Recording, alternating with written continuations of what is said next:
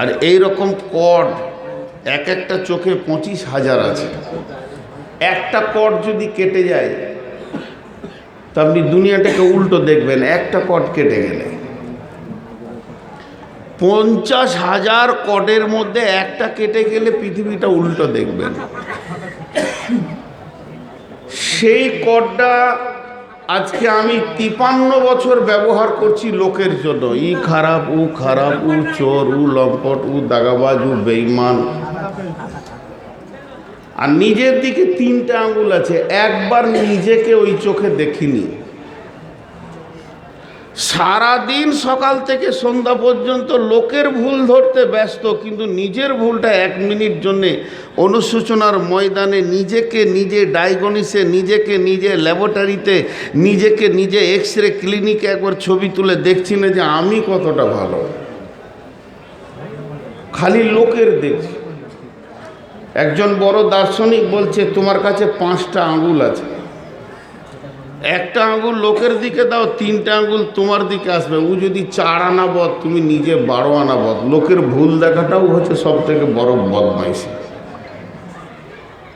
আর ই সাক্ষী আছে, আবার ই বলছে ওপর দিকে তুলে চলো যে আল্লাহ আছে, তোরটা আল্লাহ দেখছে। আজকে আমরা নিজেদের ভুল খুঁজেই পেছি না। জি ভাই, আমি আপনাদের সামনে আজকে নাফসের উপরে কিছু কথা বলবো। একটু আগে এখানে হইচই হলো। আজকে কটা ছেলের মাথায় পাগড়ি দেওয়া হলো? কটা ভাই? 3টে ছেলে পাগড়ি আর 5টা মেয়ে। তো একটু আগে এখানে হইচই হচ্ছিল। আপনারা ভাবছেন খারাপ কিছু? কিছুই নেই। একটা সুন্দর প্রোগ্রাম একটা মাদ্রাসায় চলবে, এটা শয়তান কোনোদিন মেনে নিতে পারবে না। শয়তান তো প্রতি মুহূর্তে চাইছে যে এটাকে ভাঙবো। ওখানে শয়তান এসছিল, আজাজিল এসছিল, পারলো না, ঝাঁটা খেয়ে ঘুরে চলে গেল। এটা হয়েই থাকে। আজকে আমরা দেখছি, দেশ বিদেশ ঘুরে দেখছি, এরকম হয়েই থাকে। একটু আলোকপাতে যায়। আল্লাহ তাবারাক ওয়া তাআলা কি বলছেন কালাম পাকের ভিতরে, এবং রাসূলুল্লাহ সাল্লাল্লাহু আলাইহি ওয়াসাল্লাম কি বলছেন হাদিসে মুবারাকের ভিতরে,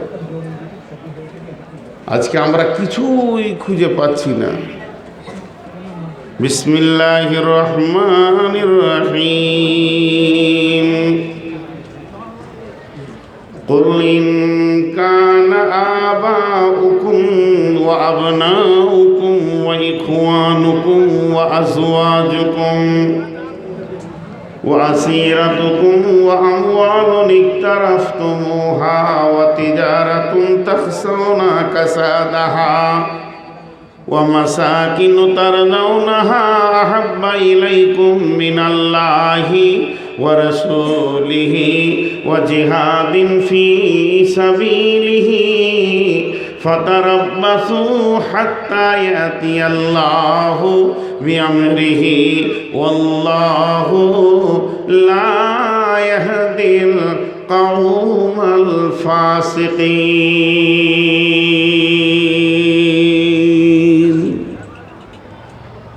আপনাদের সামনে একটা বডির কথা বলছি, আয়াতের তর্জমায় চলে যাব। আল্লাহকে সাক্ষী রেখে আল্লাহর রাস্তে বলছি, একটু মনোযোগ দেন।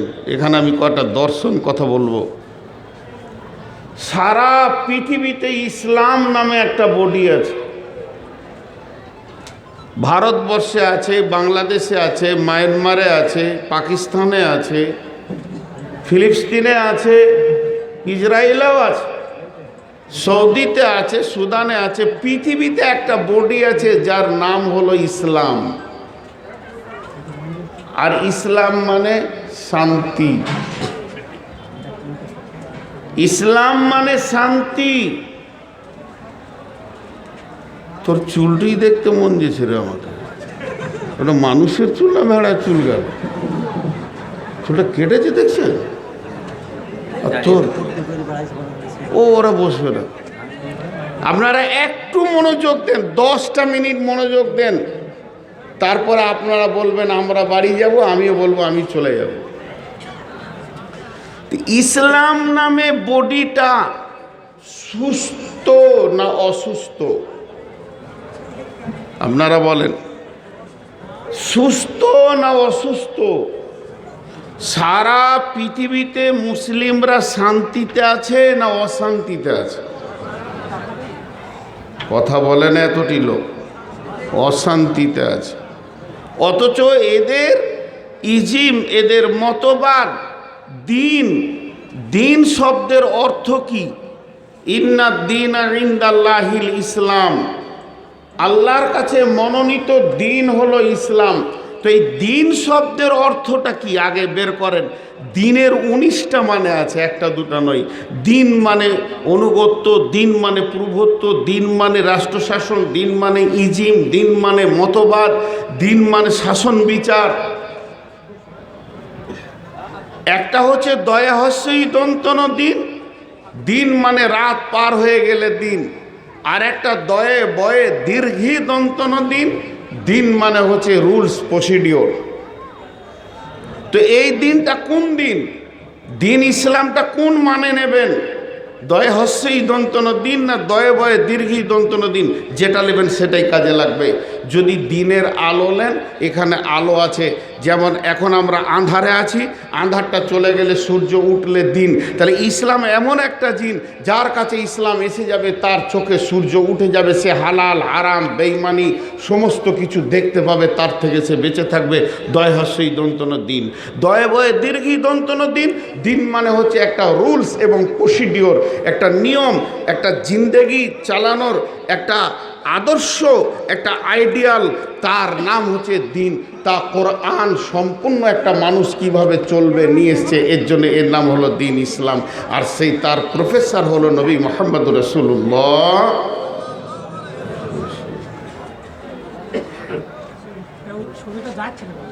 ছবি না গেলে তো আমি তো বিয়ে করতে আসিনি, শুনতে পেলেই হবে। আমাকে দেখতে চাইছি, যখন দেখা দেওয়ার এত শখ ছিল তখন কেউ দেখে নাই। এখন বুড়িয়ে গিয়েছে, আবার দেখার শখ হচ্ছে।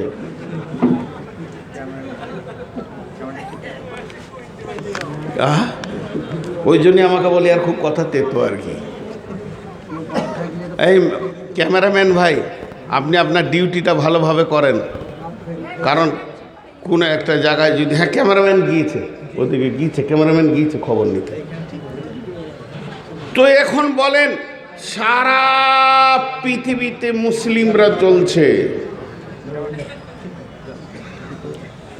বন্ধুরা আমার,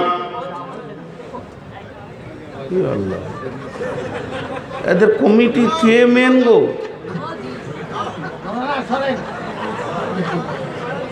আবার কেউ আসবে নাকি এরপর?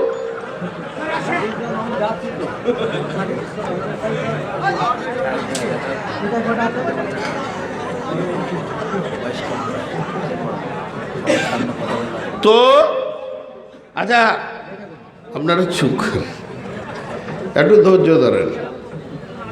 তো আমি যে কথা আপনাদের কাছে বলতে চাইছি, একটা ছোট্ট ঘটনা আপনাদের কাছে শোনাই। বিশ্বনবী ফজরের সালাত পড়ে সালাম ফিরার পর যখন মুক্তাদিদের দিকে বসতেন, কখনো কখনো প্রশ্ন করতেন, তোমরা কি কোনো স্বপ্ন দেখেছো কি? তোমরা বলো, তোমরা তোমাদের স্বপ্নগুলি আমাকে বলবে এবং ওই স্বপ্নটার মানে আমি বিশ্বনবী তোমাকে সুন্দর করে ব্যাখ্যা বুঝিয়ে দেব। কোনোদিন আবার নবীজি নিজেই বলতেন, আমি স্বপ্ন দেখেছি, তোমরা বসে যাও, যার ব্যাখ্যাটা এইরকম হবে। একদিন আল্লাহর নবী মসজিদে নববীতে সালাম ফিরলেন। এমন সময় একজন সাহাবী বললেন, ও দয়ার নবী, আজকে আমি ঘুমের ভিতরে একটি স্বপ্ন দেখেছি এবং সেই স্বপ্নটা আমি আপনাকে বলছি, যার ব্যাখ্যাটা আপনি আমাকে দেবেন। কাতার ভেঙে গেল, নামাজ শেষ, লোকগুলি এক জায়গায় এসে জমে গেল। আর আবু বাকার ছিলেন রসুলের পেছনে। আবু বাকার রাদিয়াল্লাহু তাআলা আনহু ও কাতার থেকে বের হয়ে গিয়ে রসুলের গায়ে বসলেন, রসুলের পাশে বসলেন, বসে মুক্তাদির দিকে মুখ করে বসে আছে। এবার যে স্বপ্ন দেখেছে বলতে শুরু করলো। স্বপ্নটা দেখেন কেমন। দয়ার নবী, আমার মাথার উপরে একটা কালো মেঘ, জমাট মেঘ, মেঘটা এত ঘন এখনই বৃষ্টি হবে। তারপরে দেখলাম না, মেঘে বৃষ্টি শুরু হয়ে গেল। এবার যখন বৃষ্টি শুরু হলো তো জিন আর ইনসান ওই বৃষ্টিতে হাজির হয়ে গেছে। সেই বৃষ্টিটা কিসের? সেটা পানির নয়, সেটা দুধ নয়, শরাব নয়, ওটা মধু বর্ষণ হচ্ছে। জিন আর ইনসান এইভাবে হাত নিয়ে খেতে শুরু করলো। কেউ পেট ভরে খেলো, কেউ এক ঘুঁট খেলো, দুই ঘুঁট খেলো, কেউ আবার সামান্য চিকে দেখলো। এমনও জিন পাওয়া গেল, মানুষ পাওয়া গেল, যারা ওই মধু চাটলো না, দেখলো না। তারপরে দেখছি বিশ্বনবী গো, ওই বৃষ্টির মাঝে একটা লম্বা রশি ঝুলছে। একটা লোক ওইটা ধরে উঠে চলে গেল, দ্বিতীয় লোকটা চলে গেলেন, তৃতীয় নম্বর লোকটা যেতে গেল, কিন্তু দড়িটা ছিঁড়ে গেল। লোকটা বড় মজবুত ছিল, ওখানে তাড়াতাড়ি করে গিঁড় দিল, গিঁড়া দিয়ে সেও চলে গেল। আমার ঘুম ভেঙে গেল। ওর ব্যাখ্যা বলা হয়ে গেল। এটা করেন সুবিধা তো এখানে। ওর ব্যাখ্যা বলা, ওর স্বপ্ন বলা হয়ে গেল। এবার আবু বাকার কি করছে? আবু বাকার একবার রসুলের মুখের দিকে দেখছেন, আর একবার স্বপ্ন যে দেখেছে তার দিকে দেখছেন, এরকম করছে। তা আল্লাহর নবী বলছেন, আবু বাকার তুমি কেন এমন করছো? কি ব্যাপার? তোমার কি হয়েছে যে তুমি আমার দিকে তাকাচ্ছ, ওর দিকে তাকাচ্ছ? তো আল্লাহ রসুল বললেন, আবু বাকার বললেন, ইয়া রাসূলুল্লাহ, এই ভাই যে স্বপ্নটা দেখেছে, এর স্বপ্নের মানেটা আমি কিন্তু করতে পারবো, আমার বুকে সাহস হচ্ছে। তবে যদি আপনি পারমিশন দেন, আপনি বেঁচে আছেন, ভুল হলে বলে দেবেন, কিন্তু আমার মনটা চাইছে স্বপ্নের মানেটা আমি করব। নবীজি পারমিশন দিলেন, যাও তুমি করো, আমি শুনি, তুমি করো। এবার আবু বাকার বলতে শুরু করলেন, ভাই আপনি মাথার ওপরে কালো ছায়া দেখেছেন, মেঘ দেখেছেন, ওটা কোনো মেঘ নয়, বৃষ্টি নয়, বাদল নয়, ওটা হলো ইসলামের সুশীতল ছায়া। পৃথিবীতে ইসলাম নামে একটা ইজিম্মা মতবাদ এসেছে, যতজন ওর ভিতরে ঢুকবে ওই ছায়াতে তারা অবস্থান করবে। অতএব ইসলাম একটা সুশীতল ছায়া এনেছে। এরপরে আপনি দেখেছেন ওই মেঘ থেকে মধু বর্ষণ শুরু হলো। ও ভাই বন্ধু, ওটা মধু নয়, ইসলামে কোরআন নাজিল হতে শুরু হলো। এই মধুটাই আপনি ওখানে দেখেছেন যে ওখানে কোরআন নাজিল হচ্ছে। এরপরে দেখেছেন আর জিন ইনসান সেই মধু খেতে গেল। সেই মধু যখন খেতে তারা গেছে, কেউ পেট ভরে খেয়েছে, কেউ সামান্য খেয়েছে, কেউ চিকে দেখেছে। তার মানে যে লোকটা কোরআনকে পেট ভরে খেয়েছে, ওই মধু খেয়েছে, আল্লাহ তাকে পৃথিবীর বুকে কোরআনের হাফেজ বানাবেন, আলেম বানাবেন, মুফাসসির বানাবেন।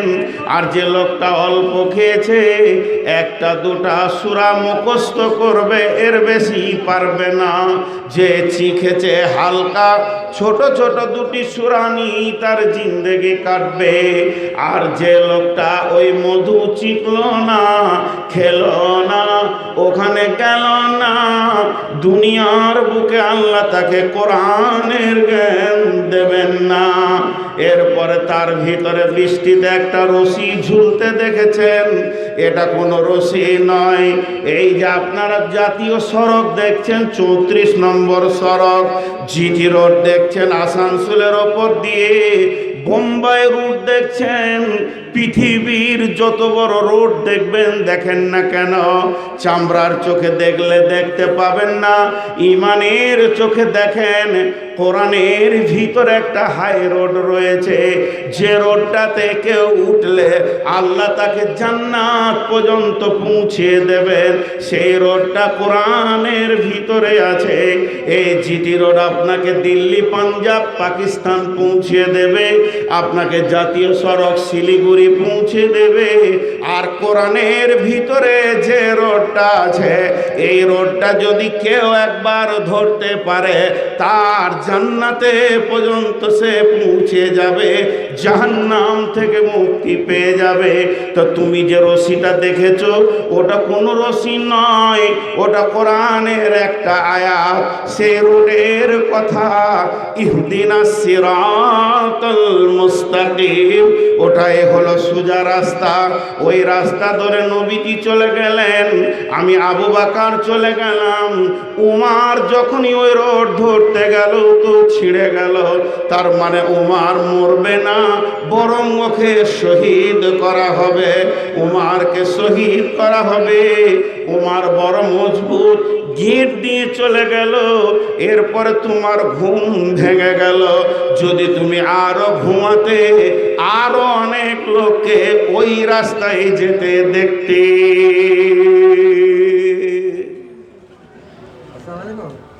ঘটনাটা আমার শোনানোর উদ্দেশ্য একটু জায়গা। ইসলাম হলো সুশীতল ঠান্ডা ছায়ার নাম। আজকে যদি খোদ বলে শীতে একটা ঠান্ডা ছায়া থাকে, আর এলাকাটা যদি বৈশাখ, কাল বৈশাখের মাটি ফাটানো রোদে যদি চরচর করে ফাটে, তো লোক আস্তে আস্তে এসে ওই বরগাছের ছায়াতে বসবে। তো বিশ্বনবী এমন ছায়া দিয়ে গেলেন, বেঈমান, নাস্তিক, লম্পট, চোর, মাতাল, জুয়ারি সব এসে ইসলামের ছায়াতে জান ঠান্ডা করেছেন। এর নাম ইসলাম। যে মানুষকে তার ভিতর হু হু হু করে জ্বলছে, এমন একটা জায়গায় এসে সে বসবে, জান ঠান্ডা হয়ে যাবে, তার নাম ইসলাম। সাহাবীরা কত কষ্টে দুঃখে ভুগেছে, ইসলাম তাদেরকে শান্তির সুশীতল ছায়া দিয়েছে। এর নাম হলো ইসলাম। আর একটা ঘটনা আপনাদেরকে শোনাই, তারপর আপনাদের সঙ্গে আমার প্রশ্ন থাকবে। বিশ্বনবী বলছেন, ইসলাম একটা প্রাসাদের নাম। বিশ্বনবী গোডাউন বলেননি, বিশ্বনবী স্কুল কলেজ রুম বলেননি, বিশ্বনবী অফিস বলেননি, বিশ্বনবী আর কিছু বলেননি। ইসলামকে একটা প্রাসাদ নাম দিয়েছেন, মানে বিখ্যাত রাজবাড়ি, যার ভিতরে সমস্ত মাল থাকবে। খাট থাকবে, ড্রেসিং টেবিল থাকবে, আলমারি থাকবে, অ্যাটাচ বাথরুম থাকবে, কোনো রকম একটা মানুষের অভাব হবে না। ইসলাম একটা প্রাসাদের নাম। ওই প্রাসাদের প্রথম ইট হলো হজরতে আদম আলাইহিস সালাম, এবং সেই প্রাসাদের শেষ ইট আমি নবী মুহাম্মদুর রাসূলুল্লাহ সাল্লাল্লাহু আলাইহি ওয়াসাল্লাম। অতএব এই প্রাসাদটা অতি সুন্দর করে বানানো হয়েছে।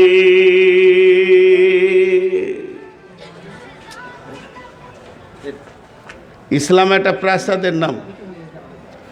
ধরেন এখানে একটা বিরাট প্রাসাদ বানানো হলো কম বেশি 1.5 লক্ষ ইট দিয়ে, কম বেশি 1.5 লক্ষ ইট দিয়ে প্রাসাদটা বানানো হলো। যে আমি আমার ভাই মৌলানা ফারুক সাহেবকে বলছি, ভাই ঢুকে যান, শান্তির ঘর। এনাকেও বলছি, ভাই ঢুকে যান, শান্তির ঘর। অশান্তি ওই ঘরটার মধ্যে নেই, কারণ যে মিস্ত্রিরা এটাকে বানিয়েছে তাদের ভিতরে ওই রকম কোনো রকম খারাপই ছিল না। আজকে ওই প্রাসাদে বাস করছি আমরা। আমার মনে হয় আমার মতো একটা পাগল ছাগল বক্তাকে না নেওয়াই ভালো। প্রচুর ডিস্টার্ব হচ্ছে, আমি লাইনচ্যুত হয়ে যাব। কারণ আমি আলিম নয়, একটা কথা এর আগেও বলেছি। আপনারা যেগুলো নিচে বসে আছেন আমার ওস্তাদ, আল্লাহর কসম আমাকে যে আলিম বলবে জানতে হবে যে ও এখনও ভ্রান্ত ধারণায় আছে। আমার নামের পাশে আবার শায়েখ লেখে। শায়েখ যে কতটা পড়াশোনা করলে হয় এ বাঙালিরা বুঝে না। সূরা ফাতিহাটা বিসমিল্লাহটা ঠিক করে পড়তে পারবো না, শায়েখ তো ইনি। আল্লাহর কসম দিয়ে বলেছি, এবার বিশ্বাস করেন যে আমার মতো আলেম হওয়ার কোনো যোগ্যতা নেই। এই মুখস্থ বিদ্যা ঝাড়ছি, আর যদি সাইড এরকম কথা বলে তো একটা ভুলে গেল তো সব হয়ে গেল। তো সেই প্রাসাদে বাস করছি আমরা। কয়েকটা কথাকে ছিটাচ্ছি, আমি গুটাবো একসঙ্গে। আজকে সেই প্রাসাদে আগুন লেগেছে, সেই শান্তির ছায়াতে আজকে গরম তাপ কেন? আমার প্রশ্নটা আপনাদের কাছে, আপনারা আমার শিক্ষক।